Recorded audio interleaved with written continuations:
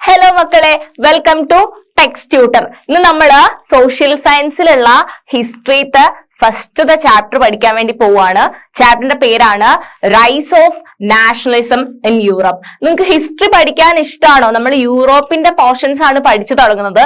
European കൺട്രീസിലെ കാര്യങ്ങളൊക്കെ പറഞ്ഞിട്ട് നമുക്ക് ഇന്ത്യയിലേക്കൊക്കെ പഠിക്കാനുണ്ടാവും. അപ്പൊ ഫസ്റ്റ് നമ്മൾ പഠിക്കാൻ പോകുന്നത് യൂറോപ്പിലെ നാഷണലിസത്തിനെ പറ്റി ആണ് നമ്മൾ പഠിക്കാൻ വേണ്ടി പോകുന്നത്. യൂറോപ്പിലെ നാഷണലിസം എന്താ മക്കളെ? നാഷണലിസം എന്ന് പറഞ്ഞു കഴിഞ്ഞാല് നമ്മുടെ നാഷൻ എന്താ? നമ്മുടെ നാഷൻ ഏതാടാ? നമ്മുടെ നാഷൻ എങ്കിലാ ഇന്ത്യയാണ് അല്ലെ? ഇന്ത്യയാണ് നമ്മുടെ നാഷൻ. നമ്മൾ ജീവിക്കുന്നത് ഇന്ത്യയിലാണ്. അപ്പം യൂറോപ്പിലെ കഥ പറയുന്ന ഒരു ചാപ്റ്റർ ആണ് rise of nationalism in Europe. യൂറോപ്പിലെ ആൾക്കാര് എങ്ങനെയാണ് നാഷണലിസം എന്ന് പറയുന്ന ഒരു കൺസെപ്റ്റിലേക്ക് എത്തിയിട്ടുള്ളത്? നമുക്ക് ശരിക്കും പറഞ്ഞാൽ എന്താണ് ഈ നാഷണലിസം എന്ന് പറഞ്ഞു കഴിഞ്ഞാൽ എന്താ? നാഷണലിസം അല്ലെ, നമ്മൾ ജീവിക്കുന്നത് നമ്മുടെ രാജ്യത്താണ്. നമ്മുടെ രാജ്യം വളരെ പ്രധാനപ്പെട്ട ഒന്നാണ്. നമുക്ക് എല്ലാ ആൾക്കാരും, ഒരു രാജ്യത്തിലെ നമ്മുടെ ഇന്ത്യന്റെ കാര്യത്തിൽ നമ്മൾ പ്ലെഡ്ജ് എടുക്കുന്നുണ്ട് അല്ലെ? ഇന്ത്യയിലെ എല്ലാ ആൾക്കാരും എന്താണ് ബ്രദേഴ്സും സിസ്റ്റേഴ്സും ഒക്കെ ആണെന്ന് പറഞ്ഞിട്ട് നമുക്കൊരു യൂണിറ്റി അല്ലെ? ഒരു യൂണിറ്റിയാണ് നാഷണലിസത്തില് നമ്മള് മുന്നോട്ട് വെക്കുന്നത് അല്ലെ? നമുക്ക് എല്ലാവർക്കും ഇന്ത്യന്റെ കേസ് ആണെങ്കിൽ നമ്മളെല്ലാരും ഇന്ത്യക്കാരാണ് എന്നുള്ളൊരു കൺസെപ്റ്റ് ആണല്ലേ നമുക്ക് വരുന്നത്. അതുപോലെ യൂറോപ്പിലുള്ള ആൾക്കാർക്ക് എങ്ങനെയാണ് നാഷണലിസം എന്ന് പറയുന്ന ഒരു കൺസെപ്റ്റ് വന്നത്? അവരെപ്പോഴായിരിക്കും ഒരാള് ആദ്യമേ ഞാൻ ജനിച്ചിരിക്കുന്നത് യൂറോപ്പിലാണ്, എന്റെ രാജ്യം ഇതാണ്, അങ്ങനെയല്ലല്ലോ ആലോചിക്കുന്നത്. അവർക്ക് ആ ഒരു ചിന്ത വരണം, ഞങ്ങൾ എല്ലാ ആൾക്കാരും യൂറോപ്പിലുള്ള ആൾക്കാരാണ്. അങ്ങനെ ഒരു യൂണിറ്റി കൊണ്ടുവരാൻ വേണ്ടിയിട്ട് അവരെന്തൊക്കെ കാര്യങ്ങളാണ് അവിടെ യൂറോപ്പിൽ നടന്നിട്ടുള്ളത് എന്ന് പഠിക്കുന്ന ഒരു ചാപ്റ്റർ ആണ് rise of nationalism in Europe. Interesting ആയിട്ടുള്ള ചാപ്റ്റർ ആണ്. ഫസ്റ്റത്തെ ചാപ്റ്റർ ആണ്. കൺസെപ്റ്റ് മനസ്സിലാവുന്ന ചാപ്റ്റർ ആണ്. കുറച്ച് ലെങ്തി ചാപ്റ്റർ ആണ്. ഓക്കെ, പഠിക്കാം നമുക്ക്. സോ നിങ്ങൾ ഈ ഒരു ഫിഗർ കണ്ടോടാ? ഈ ഒരു പിക്ചർ കണ്ടോടാ? ഈ ഒരു പിക്ചർ കണ്ടോ? ഇത് ഫ്രെഡറിക് സോറിയോ എന്ന് പറയുന്ന ഒരാള് വരച്ചിട്ടുള്ള ചിത്രമാണ്. നമുക്ക് ഫസ്റ്റ് തന്നെ ഇമേജ് ആണ് ടെക്സ്റ്റിൽ കാണാനുണ്ടാവുക. കണ്ടോ നിങ്ങള്? ഈ പിക്ചറിനകത്ത് എന്തൊക്കെ കാര്യങ്ങളാണ് നിങ്ങൾ കാണുന്നത്? ഇവിടെ ഒരു സ്റ്റാച്യു ഓഫ് ലിബർട്ടി ഉണ്ട് അല്ലെ? നിങ്ങൾ കാണുന്നുണ്ടോ? ഒരു സ്റ്റാച്യു ഓഫ് ലിബർട്ടി ഉണ്ട്. വേണ്ട, ഞാൻ വരച്ച് മോശമാക്കുന്നില്ല. സ്റ്റാച്യു ഓഫ് ലിബർട്ടി ഉണ്ട് ഇവിടെ. കണ്ടോ? ഈ സ്റ്റാച്യു ഓഫ് ലിബർട്ടിന്റെ അടുത്തേക്ക് എന്താ സംഭവിക്കുന്നത്? കുറേ ആൾക്കാരുണ്ടല്ലേ, ക്യൂ ആയിട്ട് ഇങ്ങനെ വന്നുകൊണ്ടിരിക്കുകയാണ്. ഇവര് ക്യൂ ആയിട്ട് ഇങ്ങനെ കുറേ ആൾക്കാര്, കുറേ യൂറോപ്യൻ കൺട്രീസിലുള്ള കുറേ വേൾഡിലുള്ള ആൾക്കാർ എന്ത് ചെയ്യാണ്? ഇങ്ങോട്ടേക്ക് സ്റ്റാച്യു ഓഫ് ലിബർട്ടിന്റെ അടുത്തേക്ക് നടന്ന് വരുന്ന ഒരു പിക്ചർ ആണ് അല്ലെ? ഇവര് ശരിക്കും എന്താ ഉദ്ദേശിക്കുന്നതെന്ന് അറിയോ മക്കളെ? ഇവര് ഈ സ്റ്റാച്യു ഓഫ് ലിബർട്ടി ക്രോസ് ചെയ്ത് കഴിഞ്ഞാലാണ് അവർക്ക് നാഷണലിസം, അവര് നാഷണൽ സ്റ്റേറ്റ് ആയി മാറി എന്നുള്ള ഒരു കൺസെപ്റ്റ്. ഈ സ്റ്റാച്യു ക്രോസ് ചെയ്ത് കഴിഞ്ഞാലാണ് അവർ നാഷണൽ സ്റ്റേറ്റ് ആയി, അവർക്ക് ആ യൂണിറ്റി ഉണ്ട് എന്നുള്ള ഒരു സിമ്പിൾ ആണത്. ആൻഡ് കുറേ ആൾക്കാർക്ക് എന്തുണ്ട്? ഡിഫറെന്റ് ആയിട്ടുള്ള ഫ്ലാഗ് കണ്ടോ നിങ്ങള്? കുറേ കൺട്രീസ് ഉണ്ട് അല്ലെ? കുറെ യൂറോപ്യൻ കൺട്രീസ് ഉണ്ട്. അവർക്കെല്ലാം എന്തുണ്ട്? ഓരോരുത്തരും അവരവരുടെ കൺട്രീനെ റെപ്രസെന്റ് ചെയ്യുന്ന ഫ്ലാഗ് ഒക്കെ പിടിച്ചിട്ടാണ്. കുറച്ച് സ്റ്റേറ്റ് ഓൾറെഡി എന്ത് ചെയ്തിട്ടുണ്ട്? കുറച്ച് ആൾക്കാർ എന്ത് ചെയ്തിട്ടുണ്ട്? Already statue of liberty cross ചെയ്ത് പോയിട്ടുണ്ട് അല്ലെ? പിന്നെ നിങ്ങൾ എന്താ ഇവിടെ കാണുന്നത്? കുറച്ച് റിമൈൻസ് കാണാം അല്ലെ? റിമൈൻസ് ആയിട്ട് കുറച്ച് സാധനങ്ങൾ അവിടെ ഇവിടെയായിട്ട് ചെതറി കിടക്കുന്നുണ്ട്. പിന്നെ എന്താ? ഈ ഒരു കാര്യത്തിന് ഇവിടെ കുറെ ഏഞ്ചൽസും ക്രൈസ്റ്റും ഒക്കെ എന്ത് ചെയ്യുന്നുണ്ട്? ബ്ലെസ് ചെയ്യുന്നുണ്ട് അല്ലെ? ഇവരുടെ ഒരു ജേർണീനെ ഇവരൊക്കെ മുകളിലിരുന്നിട്ട് ഈ ഏഞ്ചൽസ് ഒക്കെ എന്ത് ചെയ്യുന്നുണ്ട്? ബ്ലെസ് ചെയ്യുന്നുണ്ട്. അപ്പം ഇത്രയും കാര്യങ്ങളാണ് നിങ്ങൾക്ക് ഈ ഫ്രെഡറിക് സോറിയോ വരച്ചിട്ടുള്ള ഈ പിക്ചറിൽ കാണാൻ വേണ്ടി പറ്റുന്നുണ്ടാവും അല്ലെ? എന്തൊക്കെ കാര്യങ്ങളാണ് നിങ്ങൾ ഇവിടെ കാണുന്നത്? സ്റ്റാച്യു ഓഫ് ലിബർട്ടി ഉണ്ട്. സ്റ്റാച്യു ഓഫ് ലിബർട്ടിന്റെ അടുത്തേക്ക് കുറെ ആൾക്കാർ, യൂറോപ്പിലെ കുറെ ആൾക്കാർ എന്ത് ചെയ്യുന്നുണ്ട്? മാർച്ച് ചെയ്യുന്നുണ്ട് അല്ലെ? അവരെല്ലാരും ഇങ്ങോട്ടേക്ക് നടന്ന് വരുന്നുണ്ട്. ഇവിടെ കുറെ പൊട്ടിച്ചെതറി കിടക്കുന്ന സാധനങ്ങളുണ്ട്. പിന്നെന്താ? ഇവിടെ ഈ ക്രൈസ്റ്റും ഏഞ്ചൽസും ഒക്കെ എന്ത് ചെയ്യുന്നുണ്ട്? ഇവരുടെ ഇതിനെ എന്ത് ചെയ്യുന്നുണ്ട്? ബ്ലെസ് ചെയ്യുന്നുണ്ട്. അപ്പൊ ഇത്രയും കാര്യങ്ങളാണ് ഫ്രെഡറിക് സോറിയോ വരച്ചിട്ടുള്ളത്. 1848 വരച്ചിട്ടുള്ള ഒരു പിക്ചർ ആണിത്. ആൻഡ് പീപ്പിൾസ് ഓഫ് എന്തൊക്കെയാണ് പിക്ചറിൽ നിങ്ങൾക്ക് കാണാൻ വേണ്ടി പറ്റുന്ന ഇവിടെ പറയുന്നേ? Peoples of Europe and America, men and women of all ages and all social classes, marching in a long train and offering homage to the Statue of Liberty. അല്ലെ? എല്ലാ ആൾക്കാരും എന്ത് ചെയ്യാണ് സ്റ്റാച്യു ഓഫ് ലിബർട്ടിയിൽ, അത് വിമൺ ആയിക്കോട്ടെ, men ആയിക്കോട്ടെ, child ആയിക്കോട്ടെ, അല്ലെങ്കിൽ ഓൾഡ് ഏജിലുള്ള ആൾക്കാരായിക്കോട്ടെ, എല്ലാ ആൾക്കാരും എന്ത് ചെയ്യാണ് സ്റ്റാച്യു ഓഫ് ലിബർട്ടിന്റെ അങ്ങോട്ടേക്ക് എന്ത് ചെയ്യാണ് നടന്നു നീങ്ങാണ് അല്ലെ, offering homage to the Statue of Liberty. എന്താ അവരുടെ കയ്യിലുള്ളത്? Bears in one hand the torch of enlightenment അല്ലെ, ഒരു വിജ്ഞാനത്തിന്റെ ദീപം അല്ലെ, ഒരു കയ്യില് ടോർച്ച് ഓഫ് എൻലൈറ്റ്മെന്റ് ഉണ്ട്, മറ്റേ കയ്യിൽ എന്താ ഉള്ളത്? ചാർട്ടർ ഓഫ് റൈറ്റ്സ് ഓഫ് അല്ലെ, ചാർട്ടർ ഓഫ് റൈറ്റും ഒരു കയ്യില് എന്താണ് ലൈറ്റ് ഓഫ് എൻലൈറ്റ്മെന്റും കൂടെ, ടോർച്ച് ഓഫ് എൻലൈറ്റ്മെന്റും കൂടെയാണ് അവർ പിടിച്ചിട്ടുള്ളത്. അങ്ങനെയാണ് അവർ ആ സ്റ്റാച്യു ഓഫ് ലിബർട്ടീന്റെ അകത്തേക്ക് നടന്ന് പോകുന്ന പിക്ചർ നിങ്ങൾ കണ്ടല്ലേ. ആൻഡ് ഓൺ ദി എർത്ത്, താഴെ എന്തായിരുന്നു കണ്ടിരുന്നത്? താഴെ കുറെ സാധനങ്ങൾ പൊട്ടിച്ചെതറി കിടക്കുന്നുണ്ടായിരുന്നു അല്ലെ. In the foreground of the image lie the shattered remains അല്ലെ, കുറെ പൊട്ടിച്ചെതറി കിടക്കുന്ന shattered remains of the symbols of absolutist institutions അല്ലെ. അവിടെ ഉണ്ടായിരുന്ന ഒരു മൊണാർക്കീനെ എടുത്തറിയുന്ന, മൊണാർക്കി എന്ന് പറഞ്ഞു കഴിഞ്ഞാൽ അവർ ഡൊമിനേറ്റ് ചെയ്തിരുന്ന ആൾക്കാരാണ് കേട്ടോ. അതിനെയൊക്കെ മൊണാർക്കിയൊക്കെ തകർത്തിട്ടുള്ള ഒരു ഷാറ്റേർഡ് ആയിട്ടുള്ള ഒരു ഇമേജ് നിങ്ങൾക്ക് താഴെ കാണാൻ പറ്റും. അതാണ് അവിടെ റെപ്രസെന്റ് ചെയ്യുന്നത്. പിന്നെ എന്താ, ഫ്രം ദ ഹെവൻസ് എബോ ആരുള്ളത്? ക്രൈസ്റ്റും സെയിൻസും ഏഞ്ചൽസും ഒക്കെ എന്ത് ചെയ്യുന്നുണ്ട്?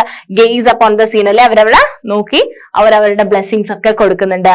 ഇതൊരു ഉട്ടോപ്യൻ വിഷന്റെ റെപ്രസെന്റേഷൻ. എന്താ ഉട്ടോപ്യൻ വിഷൻ എന്ന് പറഞ്ഞു കഴിഞ്ഞാൽ മക്കളെ? ഉട്ടോപ്യൻ വിഷൻ എന്ന് പറഞ്ഞു കഴിഞ്ഞാൽ എന്താ?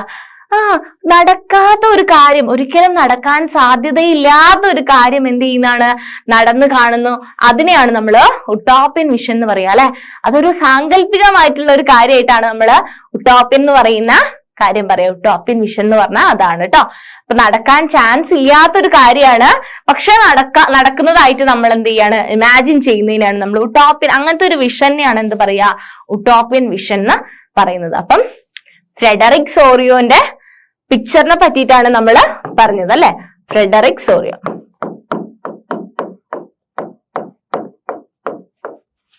ഓക്കെ.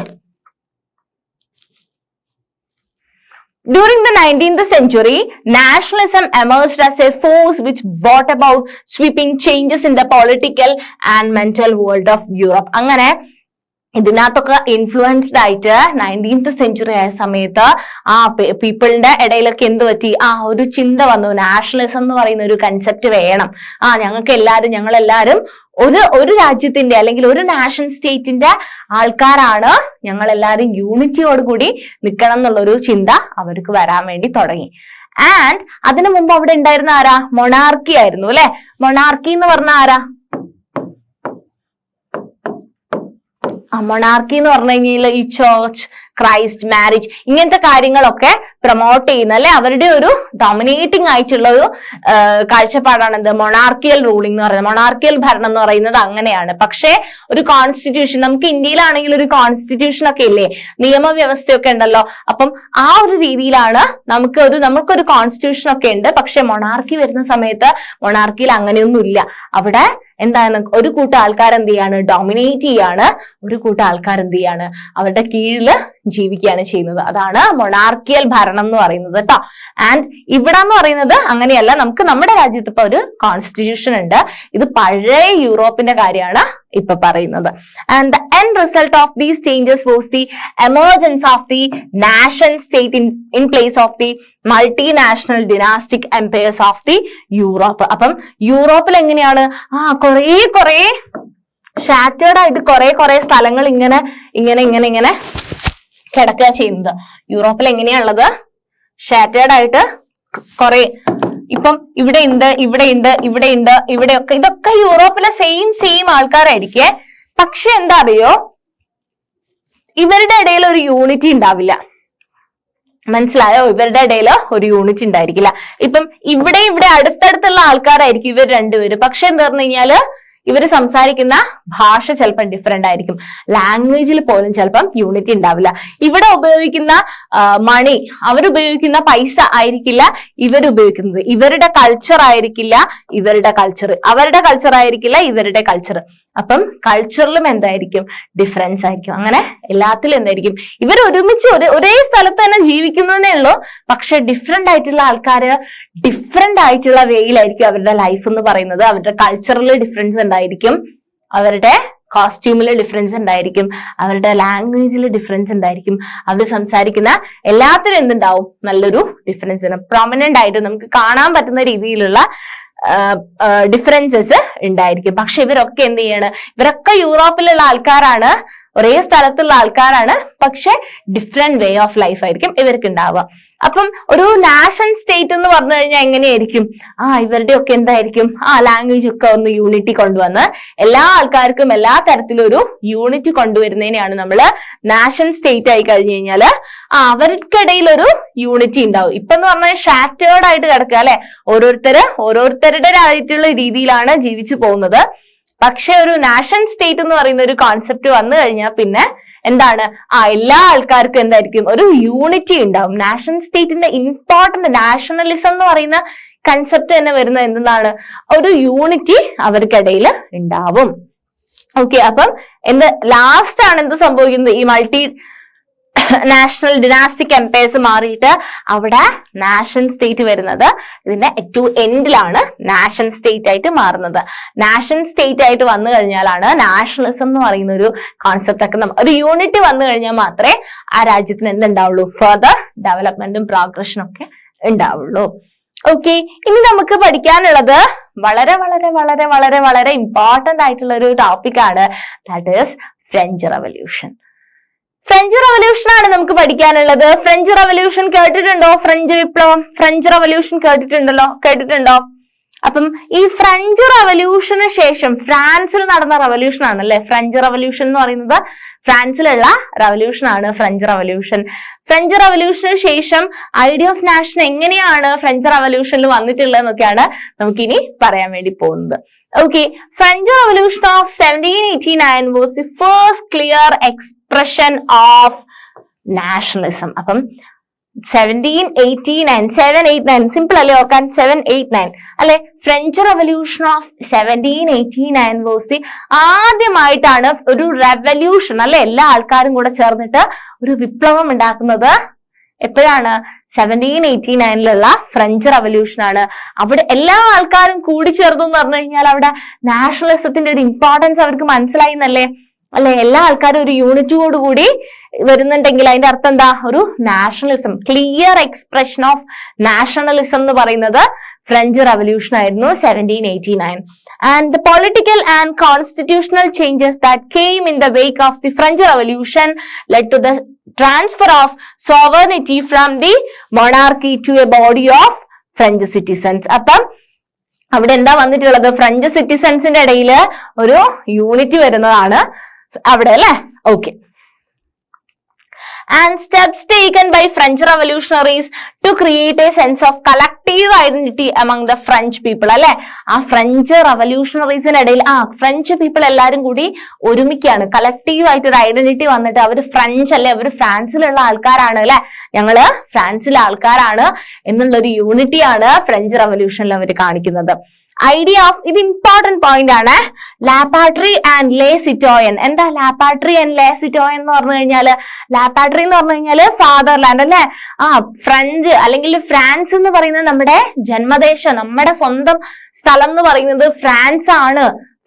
ഫ്രാൻസ് ആണ് എന്ന് കാണിക്കുന്ന ഒരു എന്താണ് വേർഡാണ് ലാ പാട്രി. ആൻഡ് ലേ സിറ്റോയൻ, സിറ്റോയൻ എന്ന് പറഞ്ഞു കഴിഞ്ഞാല് സിറ്റിസൺസ് എന്നാണ് മക്കളെ. സിറ്റിസൺസ് എന്ന് പറഞ്ഞു കഴിഞ്ഞാൽ നമ്മള് ഫ്രാൻസിന്റെ സിറ്റിസൺസ് ആണ് എന്ന് അവർക്ക് തോന്നുകയാണ്, അവർക്ക് എല്ലാവർക്കും ഒരു യൂണിറ്റ് വരികയാണ്.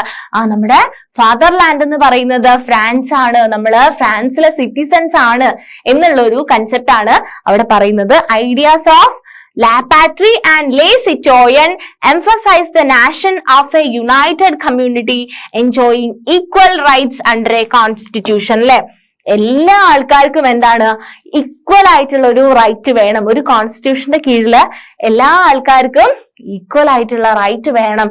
ഞങ്ങളൊക്കെ ഫ്രാൻസിന്റെ ആൾക്കാരാണ്. ലെ പാട്രി ആൻഡ് ലെ സിറ്റോയൻ, ലാ പാട്രി ആൻഡ് ലെ സിറ്റോയൻ എന്ന് പറയുന്ന കൺസെപ്റ്റ് ഒക്കെ അത് ഇമ്പോർട്ടന്റ് ആണ് ഫ്രഞ്ച് റവല്യൂഷനിൽ. കഴിഞ്ഞില്ല. New French flag of tricolour was chosen to replace the former royal standard.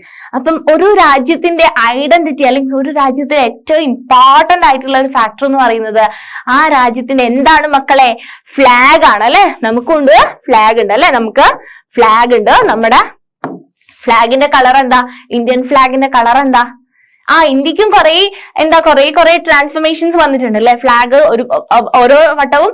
എന്നിട്ട് നമ്മുടെ ഏറ്റവും ഇമ്പോർട്ടന്റ് ആയിട്ടുള്ള സാധനമാണ് നമ്മുടെ ഫ്ലാഗ് എന്ന് പറയുന്നത് അല്ലെ? നമ്മുടെ ഇന്ത്യന്റെ ഭയങ്കര ഇമ്പോർട്ടന്റ് ആയിട്ടുള്ള ഫാക്ടറാണ് നമ്മുടെ ഇന്ത്യൻ ഫ്ലാഗ് എന്ന് പറയുന്നത്. ഫ്ലാഗ് മൂന്ന് കളറുള്ള ഫ്ലാഗ് ആണ് ഇന്ത്യക്കുള്ളത് അല്ലെ? ഏതൊക്കെയാ? കുങ്കുമം ഉണ്ട്, പിന്നെ ഇതുള്ളത് വെള്ളയുണ്ട്, പച്ചയുണ്ട്, നടുവിലൊരു അശോക ചക്രം ഉണ്ട് അല്ലെ? ഇങ്ങനെയാണ് നമ്മുടെ ഫ്ലാഗ് വരുന്നത്. അതുപോലെ തന്നെ ഇവർക്ക് ഫ്രാൻസിന്റെ യൂണിറ്റി കാണിക്കാൻ വേണ്ടിയിട്ട് അവരൊരു ട്രൈ കളർ ഫ്ലാഗ് കൊണ്ടുവരാണ്.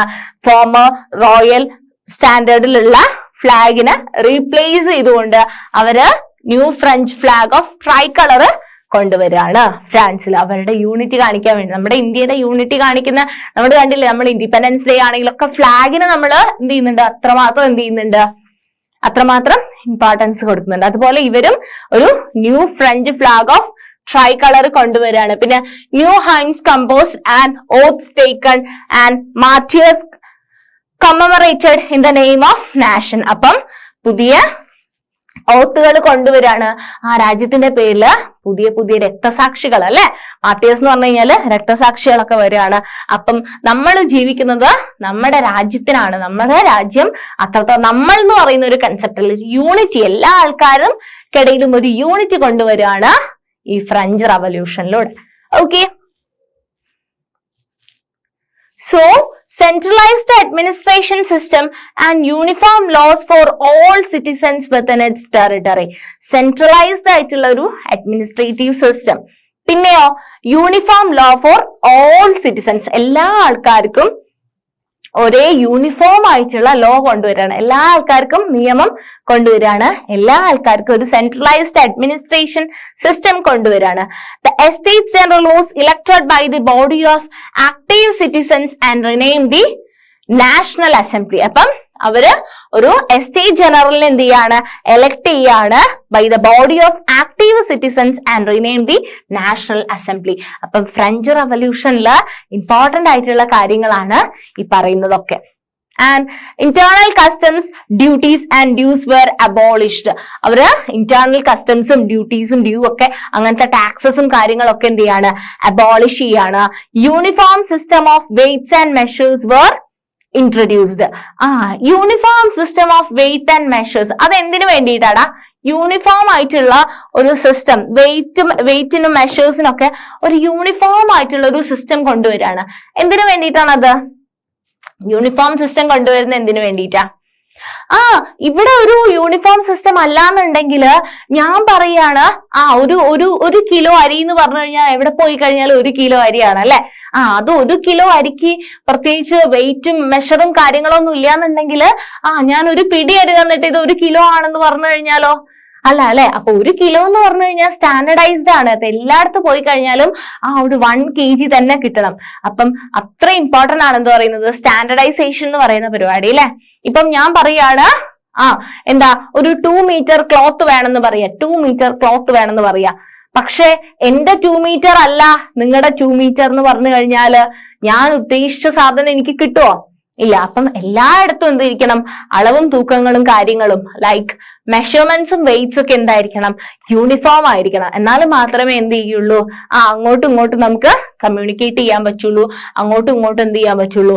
എല്ലാ ഒരു കോണ്ടാക്ടും കാര്യങ്ങളും ഡിസ്കഷനും അല്ലെങ്കിൽ ബിസിനസ് ആണെങ്കിൽ അതിന്റെ പ്രോഗ്രഷനും ഒക്കെ നടക്കണം എന്നുണ്ടെങ്കിൽ യൂണിഫോം ആയിട്ടുള്ള മെഷർമെന്റും വെയിറ്റ് മെഷർമെന്റും ഒക്കെ കാര്യങ്ങളൊക്കെ വേണം. And regional dialects were discouraged and French became the common language. ഇത് ഞാൻ പറഞ്ഞു അല്ലെ? എങ്ങനെയാണ്? അടുത്തടുത്തുള്ള ആൾക്കാരാണെങ്കിൽ പോലും എന്താണ് അവര് ഡിഫറെന്റ് ആയിട്ടുള്ള ലാംഗ്വേജസ് ആണ് സംസാരിക്കുന്നത്. അപ്പൊ ഇവരെന്താ ചെയ്യുന്നത്? ഞങ്ങള് ഫ്രാൻസുകാരാണ്, നമ്മുടെ ഫ്രഞ്ചിന് വേണ്ടിയിട്ട് ഒരു ട്രൈ കളർ ഒക്കെ കൊണ്ടുവന്നു. നമ്മുടെ ഒഫീഷ്യൽ ആയിട്ടുള്ള ലാംഗ്വേജ് ഫ്രഞ്ച് ആണ്, നമ്മുടെ കോമൺ ലാംഗ്വേജ് ഫ്രാൻസ് ആയിട്ട് മാറുകയാണ്. അവർക്ക് കോമൺ ആയിട്ടൊരു ലാംഗ്വേജ് വരികയാണ്. അവർക്കൊരു കുറെ ഇംപ്രൂവ്മെന്റ് അല്ലെ? അവര് എല്ലാത്തിലും എന്ത് കൊണ്ടുവരാണ്? Change കൊണ്ടുവരാണ്. When the news of the events in France reached the different cities of Europe, students and other members of educated middle classes became setting up Jacobean clubs. അപ്പം ഈ ഒരു ഫ്രാൻസിലെ ഈ ഒരു ചേഞ്ച് അല്ലെ, ഫ്രഞ്ച് റവല്യൂഷന്റെ ഈ ഒരു ചേഞ്ചസ്, അവിടെ എസ്റ്റാബ്ലിഷ് ചെയ്യുന്ന കാര്യങ്ങൾ, അവിടെ കൊണ്ടുവരുന്ന പുതിയ പുതിയ കാര്യങ്ങളൊക്കെ ന്യൂസ് വഴി എല്ലായിടത്തും യൂറോപ്പിന്റെ ഡിഫറെന്റ് പാർട്ടിൽ എത്തുകയാണ്. ഫ്രാൻസിൽ ഇങ്ങനെയൊക്കെ കൊണ്ടുവരുന്നുണ്ട് എന്നുള്ള കാര്യം എല്ലായിടത്തും എന്ത് ചെയ്യാണ്, അറിയാണ്. With the outbreak of revolutionary wars, the French armies began to carry the idea of nationalism abroad. അങ്ങനെ അവര് ഫ്രഞ്ച് ആർമി എന്ത് ചെയ്യാണ്, ഈ റവല്യൂഷന്റെ കൺസെപ്റ്റ് പുറത്തേക്ക് വിടാണ്. ഓക്കെ, അപ്പം അതിൽ ഇമ്പോർട്ടന്റ് ആയിട്ടുള്ള കാര്യമാണ് നമ്മളിപ്പോ പഠിച്ചത്, ഫ്രഞ്ച് റവല്യൂഷൻ ആണ്. ഫ്രഞ്ച് റവല്യൂഷന്റെ എന്തൊക്കെ കാര്യങ്ങളാ, ഫ്രഞ്ച് റവല്യൂഷനിൽ എന്തൊക്കെ കാര്യങ്ങൾ ഇൻക്ലൂഡ് ചെയ്യണം? ഫ്രഞ്ച് റവല്യൂഷൻ ഭയങ്കര ഇമ്പോർട്ടന്റ് ആണ്. ഫ്രഞ്ച് റവല്യൂഷന്റെ year 1789 and the first clear expression of nationalism അല്ലെ, ആദ്യത്തെ നാഷണലിസം എന്ന് പറയുന്നത് ഫസ്റ്റ് ആയിട്ട് കൊണ്ടുവന്നിട്ടുള്ള ഒരു കോൺസെപ്റ്റ് ആണ് ഫ്രഞ്ച് റവല്യൂഷൻ എന്ന് പറയുന്നത്. The political and constitutional changes that came in the wake of the French revolution led to the transfer of sovereignty from the monarchy to a body of French citizens. And ഇതിനകത്ത് അവരെടുത്തിരിക്കുന്ന ഓരോ ഇനീഷ്യേറ്റീവും important ആണ് കേട്ടോ. French റവല്യൂഷന്റെ അകത്ത് അവരെടുത്തിരിക്കുന്ന ഓരോ സ്റ്റെപ്പും important ആണ്. ലാ പാട്രി and ലേ സിറ്റോയൻ, പിന്നെ എന്താ പറയുന്നത്, equal rights, new hymns, oath, tricolour flag ഒക്കെ, മാർച്ചേഴ്സ്, അതൊക്കെ ഇമ്പോർട്ടന്റ് ആണ്. Centralised administration system, uniform laws for all citizens, പിന്നെ എന്താ എസ്റ്റേറ്റ് ജനറലൊക്കെ ഇലക്ട് ചെയ്തു. ഈ കാര്യങ്ങള്, internal customs duties and dues were abolish, uniform system of weights and measures were introduced. ഇതൊക്കെയാണ് ഫ്രഞ്ച് ആണ് എന്ത് ചെയ്യുന്നത്, കോമൺ ലാംഗ്വേജ് ആയിട്ട് എടുക്കുന്നത്.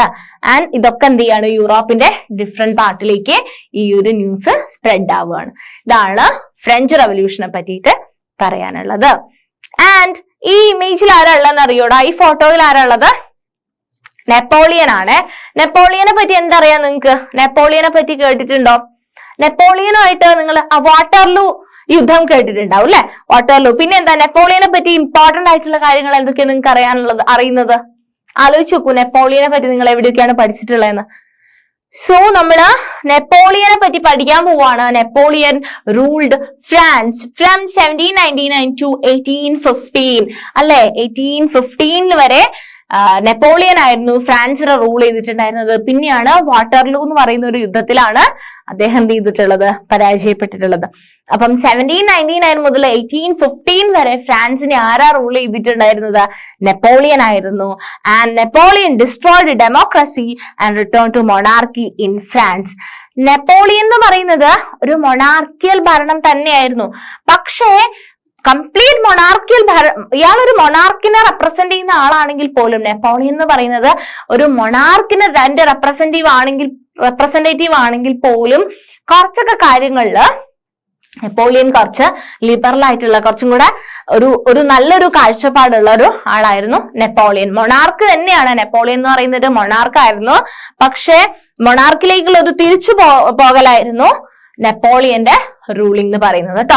അപ്പം നെപ്പോളിയന്റെ റൂളിംഗ് കാലഘട്ടം എന്ന് പറയുന്നത് 1799 to 1815 ആയിരുന്നു. അദ്ദേഹം ഒരു മൊണാർക്കായിരുന്നു അല്ലെ.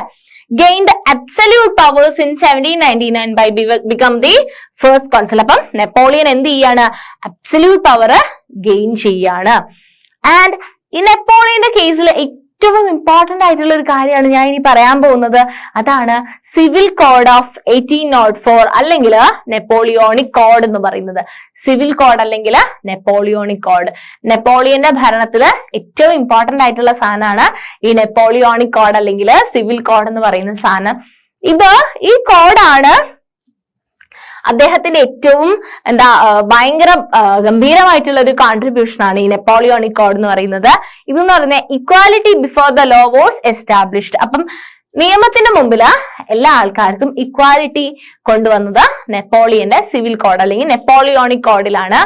ഇക്വാലിറ്റി ബിഫോർ ലോ അല്ലെ. പിന്നെ secure the right to property. പഴയ ആൾക്കാർക്ക്, അവിടെ ഉണ്ടായിരുന്ന ആൾക്കാർക്ക് എന്തുണ്ടായിരുന്നില്ല, മൊണാർക്കിന്റെ സമയത്ത് എന്തുണ്ടായിരുന്നില്ല ശരിക്കും പറഞ്ഞു കഴിഞ്ഞാല് അവർക്ക് പ്രോപ്പർട്ടി ഓൺ ചെയ്യാനുള്ള ഒരു എന്തുണ്ടായിരുന്നില്ല, റൈറ്റ് ഉണ്ടായിരുന്നില്ല. ഈ നെപ്പോളിയോണിക് കോഡ് വന്നതിന് ശേഷം അവർക്ക് എന്ത് കൊടുത്തു? റൈറ്റ് ടു ഓൺ പ്രോപ്പർട്ടി, അല്ലെ? പ്രോപ്പർട്ടി ഓൺ ചെയ്യാനുള്ള റൈറ്റ് കൊടുക്കുകയാണ് ചെയ്യുന്നത്. ആൻഡ് ഇവര് സിംപ്ലിഫൈഡ് അഡ്മിനിസ്ട്രേറ്റീവ് മെഷേഴ്സ് ഒക്കെ എന്ത് ചെയ്തു? സിംപ്ലിഫൈ ചെയ്തു. അവര് സിംപ്ലിഫൈ ചെയ്തു, അഡ്മിനിസ്ട്രേറ്റീവ് മെഷേഴ്സ് ഒക്കെ സിംപ്ലിഫൈ ചെയ്തു. പിന്നെ അന്നുണ്ടായിരുന്ന ഫ്യൂഡൽ സിസ്റ്റംസ് ഇല്ലേടാ, ഫ്യൂഡൽ സിസ്റ്റം കേട്ടിട്ടില്ലേ നിങ്ങള്? ഫ്യൂഡൽ സിസ്റ്റം ഒക്കെ എന്ത് ചെയ്തു? അബോളിഷ് ചെയ്തു. Freed peasants from serfdom and manorial dues. അപ്പം പെസൻസ് എന്ന് പറഞ്ഞാൽ ആരാടാ? പെസൻസ് എന്ന് പറഞ്ഞാൽ ആരാ? സാധാരണക്കാരായിട്ടുള്ള ആൾക്കാർ, അല്ലെ? അപ്പൊ സാധാരണക്കാരായിട്ടുള്ള ആൾക്കാർക്ക് പെസൻസിനൊക്കെ എന്ത് ഒഴിവാക്കി കൊടുത്തു? സർഫ്ഡമും ആൻഡ് മെനോറിയൽ ഡ്യൂസും കാര്യങ്ങളൊക്കെ എന്ത് ചെയ്തു? നെപ്പോളിയൻ ഒഴിവാക്കി കൊടുത്തു. അപ്പം ഈ നെപ്പോളിയോണിക് കോഡ് ഇമ്പോർട്ടന്റ് ആണ്. നിങ്ങൾക്ക് ഇത് കാണുമ്പോൾ തന്നെ അറിയാം കുറച്ചും കൂടി പ്രോഗ്രസീവ് ആയിട്ടുള്ള ഒരു മൊണാർക്ക് ആണെന്ന് വേണമെങ്കിൽ പറയാം, അല്ലെ? അപ്പം കുറച്ചും കൂടി എല്ലാ ആൾക്കാരെയും കൺസിഡർ ചെയ്തുകൊണ്ടുള്ള ഒരു ഇതുപോലെയാണ് നിങ്ങൾക്ക് ഈ ഇത്രയും കാര്യങ്ങൾ കാണുമ്പോൾ, നെപ്പോളിയോണിക് കോഡ് കാണുമ്പോൾ നിങ്ങൾക്ക് തോന്നുന്നുണ്ടാവും എന്തൊക്കെ കാര്യങ്ങളാണ് പറയുന്നത്. ഇത് ഇമ്പോർട്ടന്റ് ആണ്. നിങ്ങൾ 2 or 3 സ്റ്റാർ ഇട്ട് പഠിക്കണം നെപ്പോളിയോണിക് കോഡ് എന്ന് പറയുന്നത്. അപ്പം equality before the law was established, secured the right to property, simplified administrative measures, abolished feudal systems, freed peasants from serfdom and manorial dues, and guild restriction were removed. Guild restriction എന്ന് പറഞ്ഞാൽ എന്താണ്? Guild എന്ന് പറഞ്ഞാൽ തൊഴിലാളികളുടെ സംഘടനകളൊക്കെ ഉണ്ടാവില്ലേ, തൊഴിൽ സംഘടനകളൊക്കെ ഉണ്ടാവില്ലേ, അവർക്ക് ഉണ്ടായിരുന്ന റെസ്ട്രിക്ഷൻസ് ഒക്കെ എന്ത് ചെയ്തു? റിമൂവ് ചെയ്തു. അപ്പൊ ഗിൽഡ് റെസ്ട്രിക്ഷൻ വെർ റിമൂവ്ഡ്. ഇത്രയും കാര്യങ്ങളാണ് നെപ്പോളിയൻ കൊണ്ടുവന്നിട്ടുള്ളത് നെപ്പോളിയോണിക് കോഡില്. ഇനിയും ഉണ്ട്, പക്ഷെ ഇത്രയും കാര്യം കുറച്ചും കൂടെ പ്രോഗ്രസീവ് ആണെന്ന് നിങ്ങൾക്ക് തോന്നുമ്പോഴും പിന്നെ ഒരു ഇമ്പോർട്ടന്റ് ആയിട്ടുള്ള കാര്യമാണ് transport and communication systems were improved. ഇതും അതിനകത്തുള്ളതാണ്. Transport and communication system improve ചെയ്തു. ട്രാൻസ്പോർട്ടും കമ്മ്യൂണിക്കേഷൻ സിസ്റ്റം ഒക്കെ ഇംപ്രൂവ് ചെയ്ത എന്താ കാര്യമുള്ളത്? അങ്ങോട്ടും ഇങ്ങോട്ടും എന്ത് ചെയ്യാൻ പറ്റും? എല്ലാ ആൾക്കാർക്കും മാർക്കറ്റിംഗ് ചെയ്യാനൊക്കെ പറ്റും, അല്ലെ? കുറെ സാധനങ്ങള് കച്ചവട ആവശ്യത്തിന് വേണ്ടിയിട്ട് അങ്ങോട്ടേക്കും ഇങ്ങോട്ടേക്കൊക്കെ കൊണ്ടുപോകാനും വിൽക്കാനും വാങ്ങാനും ഒക്കെ പറ്റും. സോ ട്രാൻസ്പോർട്ടും കമ്മ്യൂണിക്കേഷൻ സിസ്റ്റം ഒക്കെ എന്ത് ചെയ്തു? ഇംപ്രൂവ് ചെയ്തു. Peasants, artisans, workers and new businessmen enjoyed a newfound freedom. അപ്പം ഇവർക്കൊക്കെ എന്ത് കിട്ടി? ഫ്രീഡം കിട്ടി. പെസൻസിന് ഉള്ള ഡ്യൂസും ഒക്കെ കാര്യങ്ങളൊക്കെ കുറച്ചു കൊടുത്തു.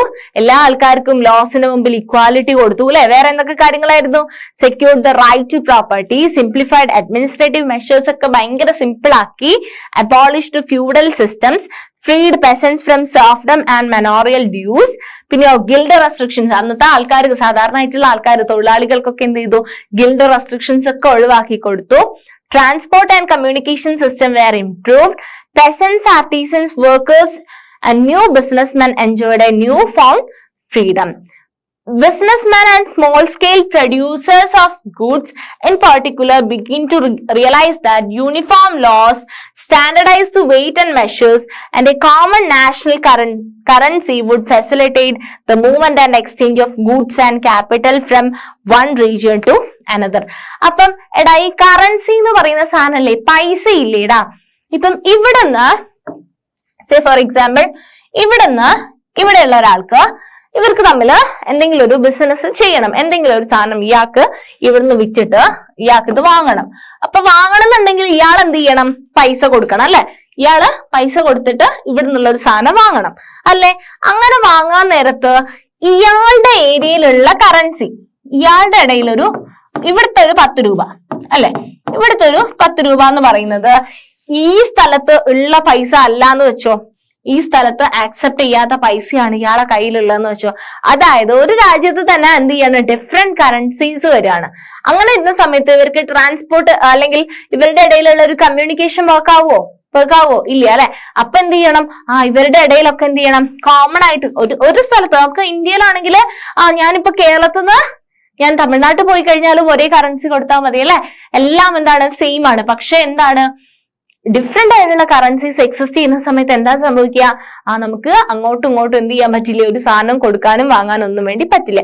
അപ്പൊ ബിസിനസ്മാനെ സംബന്ധിച്ചിടത്തോളം ഇവർക്ക് ഈ കറൻസിയിലും ഇങ്ങനത്തെ ഡ്യൂസ് ഒക്കെ കുറച്ചതും ഇങ്ങനത്തെ കാര്യങ്ങളൊക്കെ എന്താണ് ഭയങ്കര അഡ്വാൻറ്റേജ് ആയിട്ടാണ് തോന്നിയിട്ടുള്ളത് അല്ലെ ബാക്കിയുള്ള ആൾക്കാർക്കൊക്കെ. പക്ഷേ ഇങ്ങനെയൊക്കെ ചെയ്ത സമയത്തും ഇത്രയും കാര്യങ്ങളൊക്കെ മൊണാർക്കായിരുന്നു എന്ന് പറഞ്ഞു, ഇത്രയും കാര്യങ്ങളൊക്കെ നെപ്പോളിയൻ ചെയ്തു എന്നും പറഞ്ഞു. എന്നിട്ട് ലാസ്റ്റ് നെപ്പോളിയൻ വേറെ എന്തൊക്കെ ചെയ്തെന്ന് നോക്കൂ നിങ്ങള്. Napoleon took away political freedom.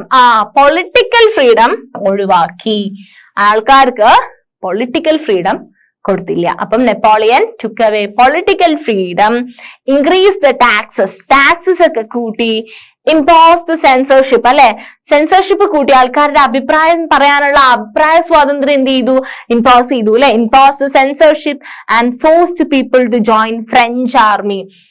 French ആർമിയില് ആൾക്കാർ എന്ത് ചെയ്തു, ഫോഴ്സ് ചെയ്തിട്ട് ജോയിൻ ചെയ്യിച്ചു. അപ്പൊ എല്ലാ ആൾക്കാരും എന്ത് ചെയ്യാൻ നിർബന്ധിതമായി, ഫ്രഞ്ച് ആർമിയിൽ. ഇപ്പം നമ്മളാണെങ്കിൽ ആർമിയിൽ ജോയിൻ ചെയ്യാൻ ഇഷ്ടമുള്ള ആൾക്കാരുണ്ടാവും, ഇഷ്ടമില്ലാത്ത ആൾക്കാരുണ്ടാവും, അങ്ങനെയൊന്നും പറഞ്ഞാൽ പറ്റില്ല. എല്ലാ ആൾക്കാരും എന്ത് ചെയ്യണം, ഫ്രഞ്ച് ആർമിയിൽ ജോയിൻ ചെയ്യണം. അങ്ങനത്തെ കുറച്ച് ആൾക്കാരെ ചൊടിപ്പിക്കുന്ന രീതിയിലുള്ള കാര്യങ്ങളും കൂടെ ആര് കൊണ്ടുവന്നിട്ടുണ്ടായിരുന്നു, നെപ്പോളിയൻ കൊണ്ടുവന്നിട്ടുണ്ടായിരുന്നു. ഓക്കെ, അപ്പം ഇത്രയും നേരത്തെ പറഞ്ഞിരിക്കുന്ന സാധനങ്ങളൊക്കെ ബെനിഫിഷ്യൽ ആണ്, അഡ്വാൻറ്റേജസ് ആണ്. പക്ഷെ ഈ സെൻസർഷിപ്പ് കൊണ്ടുവരുന്ന നമ്മുടെ ആൾക്കാർക്ക് എന്തെങ്കിലുമൊക്കെ വ്യക്തി സ്വാതന്ത്ര്യം ഉണ്ടായിരുന്നത് അത് പോക്കുന്നതൊക്കെ എന്താണ്, ആക്സെപ്റ്റബിൾ അല്ല അല്ലെ, എല്ലാ ആൾക്കാർക്കും ആക്സെപ്റ്റബിൾ അല്ല. കമ്പൽസറി ആയിട്ട് ഈ മിലിറ്ററി ആർമിയിൽ ജോയിൻ ചെയ്യാൻ പറയുന്നതൊന്നും കമ്പൽസറി ആയിട്ട് അപ്പൊ എല്ലാ ആൾക്കാർക്കും ഇഷ്ടപ്പെടില്ല. All seem to overweigh the advantages of the administrative changes. അപ്പം ഇത്തരം കാര്യങ്ങൾ എന്ത് ചെയ്തു, ഈ നെപ്പോളിയോണിക് കോഡില് നമുക്ക് ആക്സെപ്റ്റ് ചെയ്യാൻ പറ്റാത്ത കാര്യങ്ങളും ഉണ്ടായിരുന്നു. അപ്പൊ നെപ്പോളിയോണിക് കോഡ് ഇമ്പോർട്ടന്റ് ആണ്, ഭയങ്കര ഇമ്പോർട്ടന്റ് ആണ് നെപ്പോളിയോണിക് കോഡ് അല്ലെങ്കിൽ സിവിൽ കോഡ് ഓഫ് 1804. ആൻഡ് ഇത് ഞാൻ പറഞ്ഞത്, as you look at the map of mid-18th century Europe, you will find that there were no nation state. അപ്പൊ നമുക്ക് ഇന്ന് കുറെ നാഷൻ സ്റ്റേറ്റ്സ് ആയിട്ട് യൂറോപ്പിനെ കാണാൻ പറ്റുക. ഞാൻ പറഞ്ഞു അടുത്തടുത്തുള്ള കുറെ ഡിഫറെന്റ് കൾച്ചേഴ്സ് ഉള്ള ഡിഫറെന്റ് ലാംഗ്വേജസ് സംസാരിക്കുന്ന അങ്ങനത്തെ ആൾക്കാരൊക്കെ ആയിരുന്നു നിങ്ങൾക്ക് നേരത്തെ യൂറോപ്പിൽ നോക്കിക്കഴിഞ്ഞാൽ കാണാൻ വേണ്ടി പറ്റുക. അപ്പൊ നമ്മൾ എന്തൊക്കെ കാര്യങ്ങൾ ഇപ്പൊ ഇതുവരെ ഈ ചാപ്റ്ററിൽ ഡിസ്കസ് ചെയ്തത്, rise of nationalism in Europe അല്ലെ.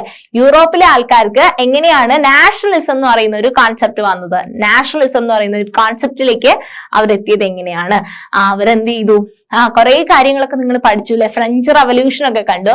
ഫ്രഞ്ച് റവല്യൂഷന്റെ ഇമ്പോർട്ടൻസ് എന്തായിരുന്നു, ഫ്രഞ്ച് റവല്യൂഷനെ പറ്റി എന്തൊക്കെയാ പഠിച്ചത്.